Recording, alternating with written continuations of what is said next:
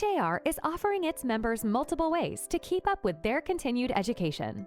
We have a variety of options to take classes online in a way that is convenient for you and at a time that is convenient for you. Choose from any one of our options, such as live virtual classes with a live instructor and classmates. This type of learning will allow you to take the class in real time, interact with your instructors, and collaborate with your classmates. Self-paced classes allow you to take a class at your own pace. Log in when you have time, complete and save your work, and come back to complete the course when is most convenient for you. We are now offering evening and weekend classes as well. This allows you to use your day to focus on your real estate work and get your continuing education credit during your free time. HAR has instructors on staff that can provide in-person or virtual trainings specifically for your office and teach some of the many CE courses that we offer. As part of your standard membership, we can work with you to arrange a date and time that works best for you and the agents in your office. Webinars are a great way to take a class as well. All of our webinars can be found on our HAR TV YouTube channel if you're interested in casually watching these webinars to learn on your own time. Our Spanish-delivered classes are specific for those who feel more comfortable with a Spanish-speaking instructor to complete their coursework. Whatever your preferences, HAR is here to accommodate you. To register for any of these classes, please go to har.com/education. We are so excited to invite you to HARYPN's biggest educational event, our Hot Topics. It'll be held Wednesday, April 12th at 11:30 a.m. to 1:30 p.m. at Pinstripes on Kirby. So we are inviting you to save the date because there is going to be some really great speakers there and some big names in our industry, including people such as Jennifer Wahab, Dee Dee Guggenheim, Mike Wong, and Nancy Almodovar. There'll be light bites, great topics, and lots of great conversation to be had. We hope to see you there. See you there. Positive indicators are beginning to blossom as the Houston housing market continues to transition to pre-pandemic conditions. While single-family home sales fell 23% year over year in February, they were up 7.2% when compared to the last February before the pandemic in 2019. In addition, single-family home prices fell for the first time since the spring of 2020. The average price dropped 2.4% to $385,000, and the median price declined 1.6% to $320,000. Inventory climbed from a 1.2-month supply to 2.6 months. These trends combined bode well for spring home buying. Townhome and condominium sales were down 32% year over year, but compared to pre-pandemic February 2019, they rose 4.5%. Look for the complete February 2023 market update on all of HAR's social media platforms, as well as in the HAR online newsroom.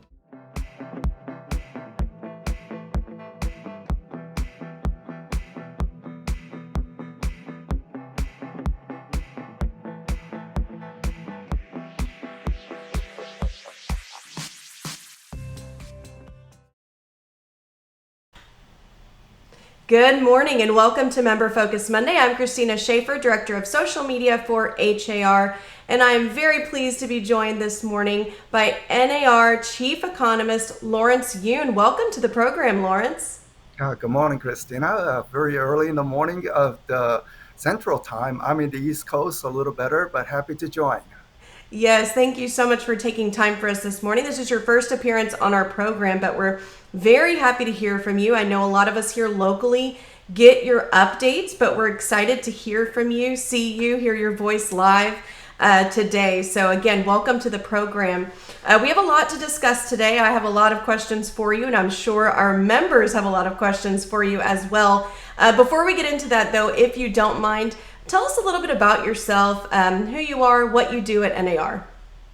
So I am Chief Economist, so responsible for all the housing statistics that come along the way. And we take a regular survey of consumers and realtors to assess the market condition or what the consumers' preferences are, whether it is the millennial generations that are entering the market or the baby boomers trading down. So all the study related to the housing market, myself along with my colleagues here in Washington, D.C., to just look at the market condition. And right now, we have undergone that transition last year Still a little tough condition right now. Inventory is not there. Fewer buyers given the higher mortgage rate. But incredibly, Houston market is one of the top performing markets in the country. And we are proud of that and happy to hear more about it in a moment too. You mentioned some of the metrics, such as the demographic metrics and how that varies amongst generations. Can you tell us a little bit more about the metrics that NAR analyzes, but also what does NAR do with those metrics and how does that benefit our members and also the real estate industry? First thing is, people want to have some understanding of the market trends. We saw the mortgage rate rise last year. Where how much did the home sales decline from that? Houston market, it declined roughly 10%, but rest of the country, it declined 20%, especially out in the coastal markets. So trying to understand the variation, what are the reasons of it? I know Houston or state of Texas has a strong job creation, which minimize some of the declines in sales. So constantly monitoring the factors that would impact sales activity. And also the recent study on our generational trend report, which shows that millennial generation, which is actually a little larger compared to the baby boomer generation. So the millennial generation has been consistently a little higher in terms of overall sales activity compared to the baby boomers until last year. Last year, baby boomers were much more active, or I should say, maybe conversely, that the millennials were less active last year because millennials are much more sensitive to changes in mortgage rate, and higher mortgage rates essentially knocked off the millennials of the home buying market. That makes sense. Millennials have seen a lot of disruption in the economy since, growing up through that. I can say that as a millennial myself, and the different things that have happened throughout the years as I've gotten older. So I can definitely see how that's affected. Can you also explain to me, though, we recently just had a Realtor Day at the Texas Capitol, and NAR had the brand rally there, which was a wonderful thing to see. How does that affect policy or decision makers as far as that is concerned? Yeah, the realtors need to be engaged with policymakers, and I'm glad. In Houston, current chair Kathy Trevino, and also last year's chair, who now is very active at the NAR level leadership team, Jennifer Wahol. So policy influence is very important, and the chairs and all the important leadership participating in the Realtor Day in Austin recently. There was a large bus that chose to show the realtor presence because policymakers needs to know there are 1.5 million realtor members across the country, and they vote. And they are concerned about the importance of the American dream, which most people attach with home ownership. So any barriers, unnecessary barriers to home ownership, we need to assure that those policy does not get implemented. So it's very important for realtors to be involved. We live in a democracy. It's about people who participate. So the fact that the realtors are very active, last week or a couple of weeks ago in Austin for the Texas Realtor event, at the national event in mid-May, there will be about 10,000 realtors coming into Washington, D.C. to talk with their members of Congress here in Washington to look at the national policy issues. So all this engagement is highly important to assure that the consumers would have access to the home ownership. Excellent. Thank you so much for explaining that to us. So we've also seen some changes in membership throughout the years, especially throughout the pandemic. We saw some record numbers of membership, of realtor members. As the market changes from those pandemic highs, what is your prediction for membership numbers locally and nationally? The membership number will decline for the simple fact that we had the reduction in business activity for fewer home sales last year. Fortunately, Houston, again, holding on reasonably better, down only 10-11% unit sales, while the rest of the country saw about 20% reduction. So the membership always follows the home sales pattern, but with the lag time. So what has happened last year was that, well, we had that COVID real estate boom. I mean, no one likes COVID condition, but what happened was that once the lockdown finished, people said, I want to buy a home, low interest rates. And then people say, look, I want to have a larger home further away from downtown centers because I don't have to go back to office as much. So we saw this surge in home buying demand, increase in home sales. Some people looked at that and said, oh, I want to be a realtor. So we saw the membership number rise. And of course, we have no control over the membership numbers. It is what it is. It is a fiercely competitive marketplace with each realtors with their own business model, highly competitive environment. So some reduction in membership number in the upcoming years. Maybe this is something, a welcoming trend to trim off some I mean, it will still be very, very fiercely competitive market condition. But when I project membership numbers, it always follows the home sales market with a lag time of about 18 months or 24 months. So anticipate some decline in membership in the upcoming years. Okay, that makes sense. If you have any questions for Lawrence as you're tuning into our program this morning, please type those in to the comments. We will answer as many of those as we have time for today. So please get those questions rolling in the comments and we will ask those in just a moment. Lawrence, so you've already touched on Houston and how we're doing in comparison to the rest of the country generally. Let's dive in a little more specifically. What are your thoughts on the Houston economy and also the real estate market? I like to sometimes look at the long-term trends. So we look at what happened from last year and at this year. But believe it or not, someone who bought a home in Houston 10 years ago would have accumulated about $100,000 in housing wealth, partly from the discipline of paying the mortgage. Now, you pay mortgage, you're reducing the debt amount, that's person's wealth. But in combined with that, this rise in prices has accumulated the wealth for the homeowners in Houston area. In 1990, the median home price in Houston, $75,000. A typical home in the Houston area, $75,000. And some of you in the audience are saying, darn it, I should have bought 5 properties back then. But even back in the year 2000, the home prices were roughly around 120,000 range in the Houston area. So it shows the long-term value. Now, of course, home prices have surpassed 300,000 in Houston from longtime residents. They're saying, wow, this looks kind of expensive. But compared to coastal regions, I know there are many people from California moving into the state of Texas, maybe zero state income tax, or the more job creation, Elon Musk being one example. So all this situation is that people are selling their $1 million property in California and they come to Houston or Austin or Dallas and they say, wow, it's affordable.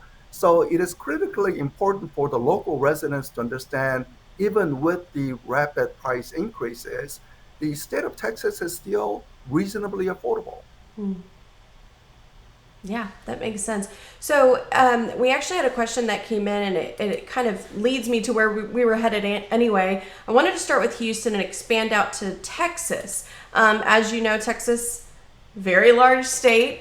So outside of Houston, where a lot of our members do their business, for example, here, Kelly's specifically asking about the Hill Country, but even some of the other major cities in Texas. Can you tell us how Texas is doing as a whole? Well, in terms of the broader economy, it is one of the top performers. I like to look at the metric job creation. How much job creation compared to prior record high, which was right before COVID. March 2020, right before COVID, nearly every state had high employment, record high employment.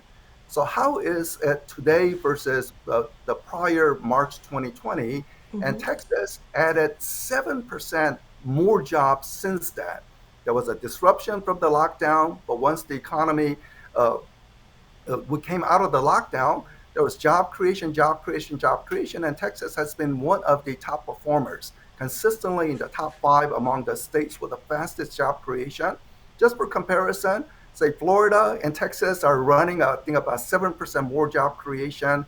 The Rocky Mountain states of Idaho, Utah, they're at about 9% job creation. They are the leaders, but the rest of the country is only up about 2%, 3%. Some states like Michigan or New York, they're still down. They have not even recovered from the COVID lockdown situation. So job situation is very, very solid. And one can look, for example, in Houston today, is it the fourth largest city in the country or not? But 20 years ago, it was not that. Maybe it was in top 10, but it was certainly not the fourth largest. And the employment has doubled from 1990 to today. So back in 1990, it was only 1.5 million people with job in Houston. Today, over 3 million people with job. So job creation obviously lead to that housing demand.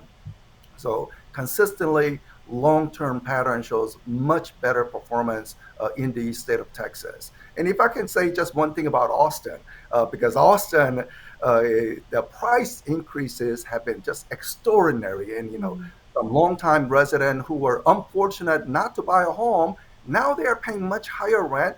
Trying to buy a home is almost impossible. So some people are saying, is it a bubble in Austin? What's going on?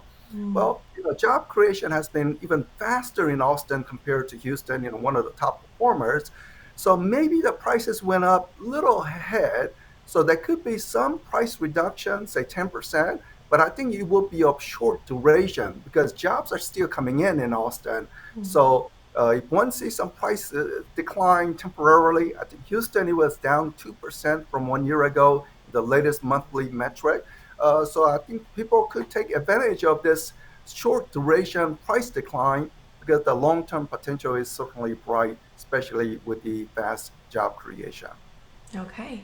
So as a country, as a whole, how are we doing? What are you thinking from the national perspective as far as job creation, the economy, the real estate market, and all of that combined? It's been a difficult market condition, especially in the second half of last year. December numbers nationwide, sales were down about 35% from 1 year before. I think even Houston, it was down about 30% in December versus the December prior year. But I think those worst numbers are pretty much ending because February numbers were down about 20%. And I think as we go into the spring months, it's going to be a decline of about 10%. I mean, still a decline. I mean, we don't want to see a decline, but we have to stop the bleeding before an improvement. So right now we're stopping that bleeding. And maybe in the second half, things will actually turn positive in terms of the unit sales. So more home sales in the third quarter, fourth quarter this year compared to 1 year ago. And I say that because I think the mortgage rate will be coming down. Mortgage rate had peaked at 7% in November. It touched 7% again in one of the few weeks in this year. But the latest average rate was 6.4%. I think it could go down under 6% before the year end, and for two reasons. One is first, that inflation will be much calmer for the simple fact that there is a rampant apartment buildings. And apartment building means many empty units coming onto the market, so the rents can no longer rise strongly. So calming of the rents will calm the consumer price inflation.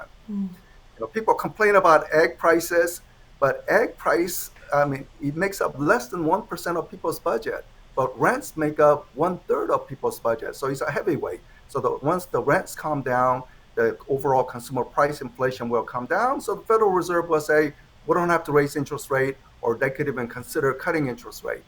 And the second part is somewhat of a silver lining related to the some of the regional bank that is under trouble.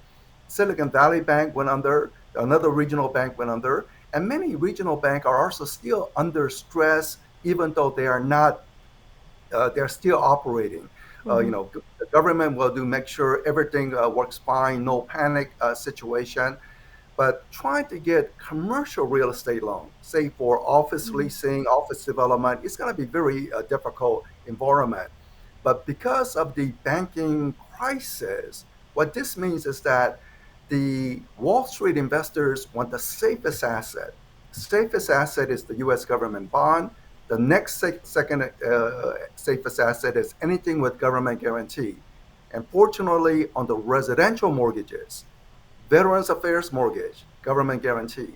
FHA mortgage, which is utilized heavily in the Houston area, government guarantee. And many mortgages like Rocket Mortgage, mortgage from Bank of America, eventually get sold to Fannie and Freddie, which is government guarantee. So interestingly, regional bank wobble is actually leading to more favorable residential mortgage rate or accessibility because of the government guarantee status. Okay, so thank you for that. We actually had a question. Fran had asked about the interest rates. Where do you see the interest rates going this year? So to repeat that, you anticipate less than 6%, you said, by the end of this year, or was it by the end of the third quarter? I think definitely by under 6%, and I think even 5.5% may be a possibility. This is the average rate. So with people with high credit score or larger down payment, they may be able to get a little lower than average. But people with lower credit score, little down payment, of course, they will be paying a little higher interest rate. But the average interest rate today, I believe, is around 6.4% according to Freddie Mac, but it could be closer to 5.5% by the year end. Okay, excellent. Thank you. I was going to ask you about the recent bank crisis that you were just getting into, and how that's going to affect mortgage. But just with that in mind, since you've already kind of dived into that for us, with that in mind, what would you recommend to our members as they're advising their clients, whether it is residential or commercial? How do they advise them as consumers might be concerned? So I think on the commercial side, it's going to be difficult because much of the lending on the commercial side does not have government guarantee.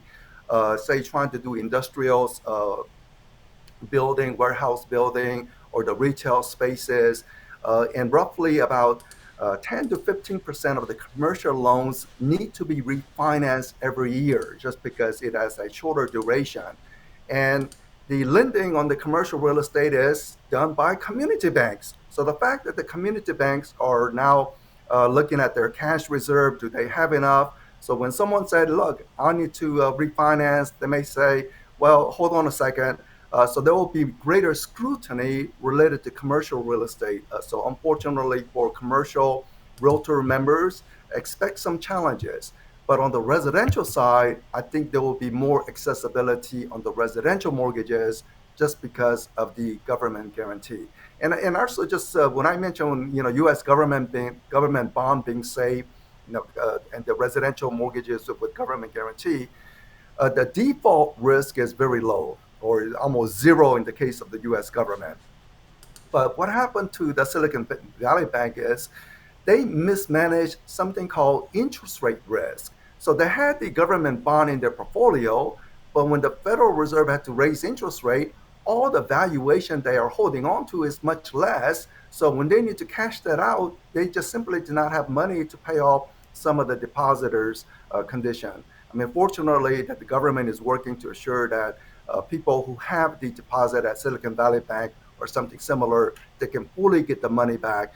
So at least that's not the worry from the depositor's perspective. Okay, great. Thank you for that.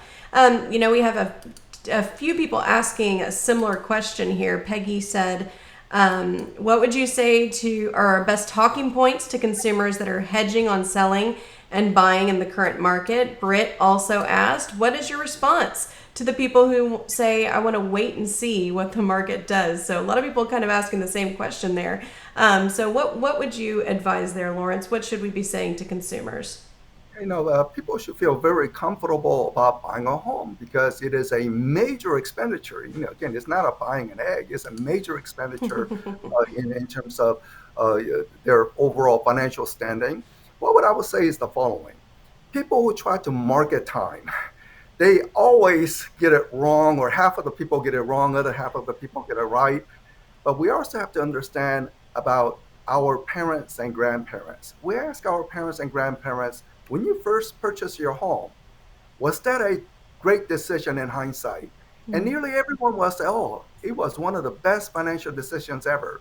What was the interest rate that you got when you purchased the home? 10%, 8%, 16%.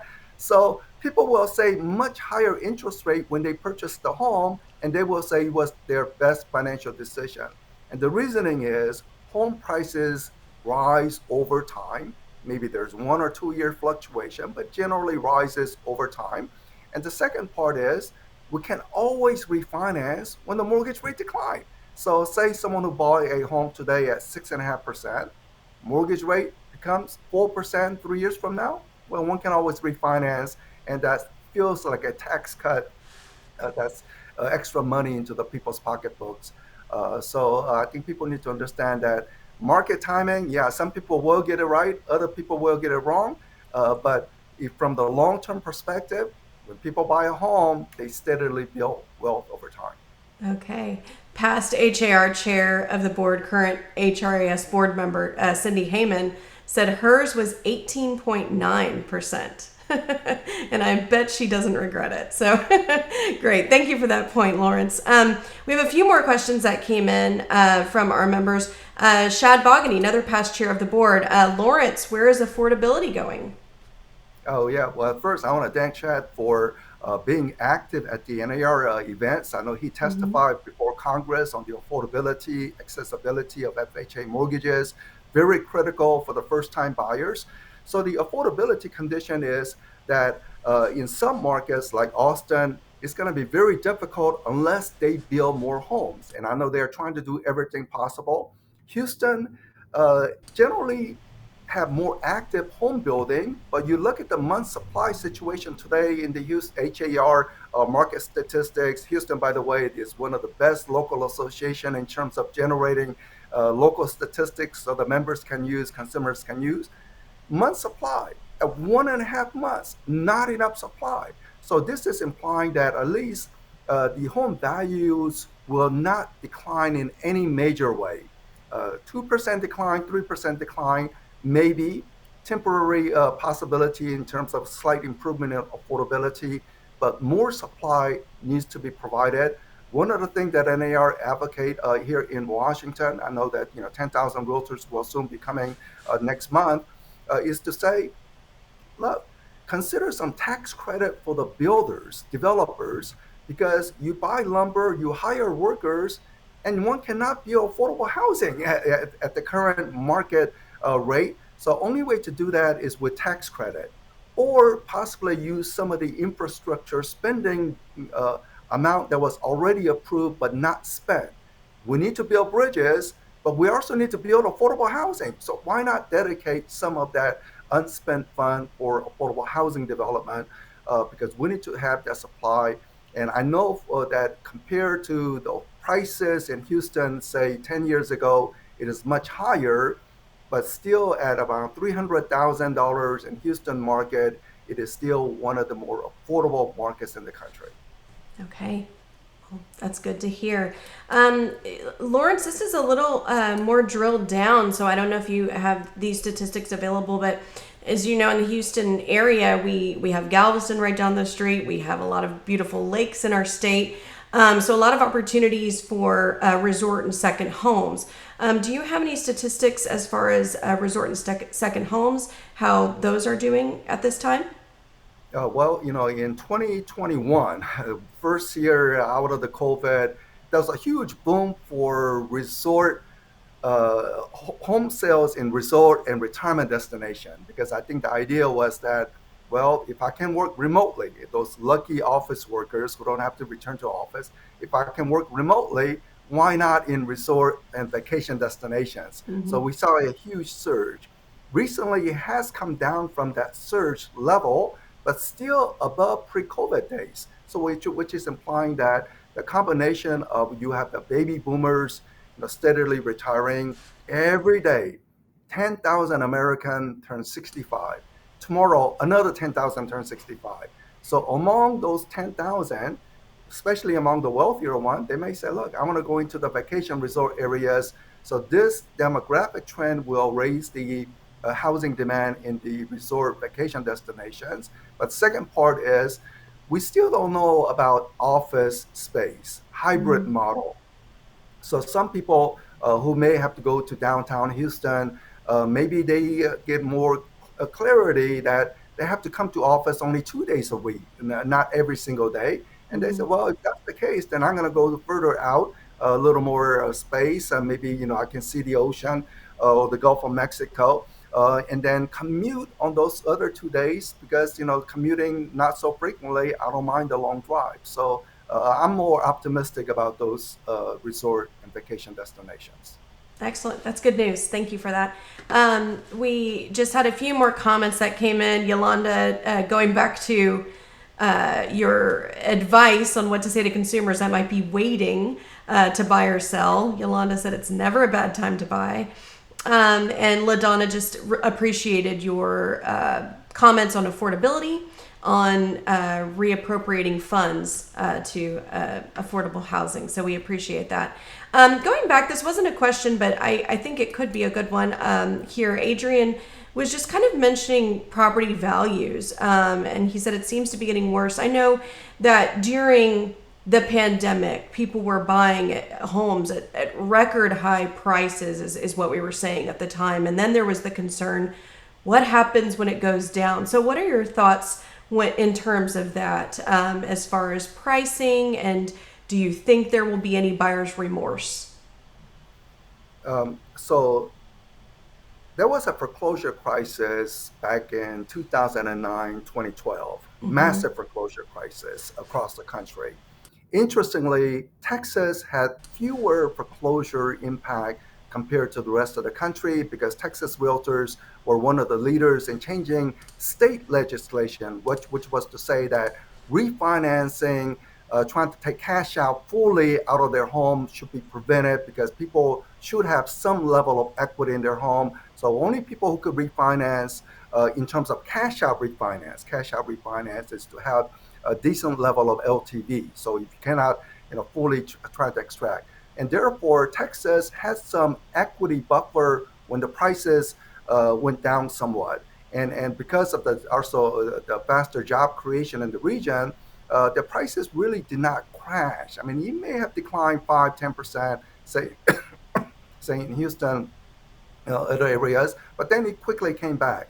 Unlike where I am, where Washington, D.C., prices plunged 30%. Prices in many parts of the country plunged 30% because people are just taking cash out of their home. They have very little equity. And once the home prices plunge, they're underwater. Underwater situation is very bad for foreclosure situation. So one good thing about Texas is that at least you have that refinance, cash out, some limitation there. The other difference is that we don't have those shady subprime lending anymore, and good thing. And therefore, mortgages will not implode. People who have mortgages today, high credit score, very low default rate. And the other part is we need more home building. Back then, we actually had oversupply, too much home building. So home extra supply led to price plunge. But today, again, 1.5 months supply in the Houston area, no oversupply. And therefore, home prices are on much firmer ground. And I would say 10 years from now, what would be the home price in Houston? Well, today around 300. It could be closer to $500,000 in 10 years. Could there be some little drop in between? Maybe. But I think people with a long-term prospect, they will be very happy that they are property owners. Okay, very good. So think long-term and advise long-term. So speaking long-term, you've talked about this in a few aspects, but overall, what is your outlook for the real estate market for the remainder of 2023? So for the total unit sales, because we are starting from a low point. Remember, January sales were down 30%, February sales were down 20%. So because we are starting from the low point, by the year end in December, I think nationwide, we will still be down about 11% in unit sales. Houston will be better or Texas will be better just because you have a faster job creation, which means that maybe it will be a decline of only 5%, or maybe even, not even a decline by the December levels. Home prices, I think, will be stable prices. So multiple offers are still happening on starter homes. But on the expensive home, there's some price discount that is occurring on the expensive home. But overall, I think the median prices will be roughly the same. So at least less hectic situation, not the intense multiple offers. but some multiple offers on entry-level homes may still persist. So the overall market is unit sale on a nationwide basis down about 10%. Texas will again hold on better, and the prices being roughly stable prices overall. Even though say California markets, I'm afraid that prices will be down about 10%, 15% in California. Wow. Okay. Now, I know this is asking you to look into crystal ball here and look even further, but what is your outlook for beyond 2023? Let's look to 2024 and beyond. What are you anticipating? So 2022 was a year of transition. This year is sort of residual transition, but 2024 and onwards set the condition for normal factors. Is there job creation? And if there is, home sales will be rising. Mortgage rate, would it behave? Well, by then, I think the inflation will be much calmer by then, which means that Federal Reserve will have room to cut interest rates. So the mortgage rates will be a little better in 2024.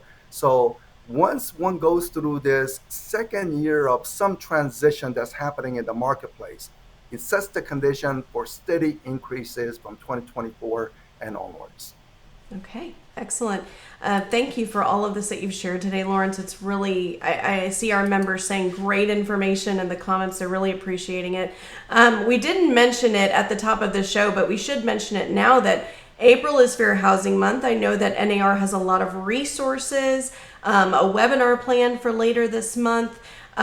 So with that in mind, and then everything else we discussed today, Lawrence, what are your final words for our members today?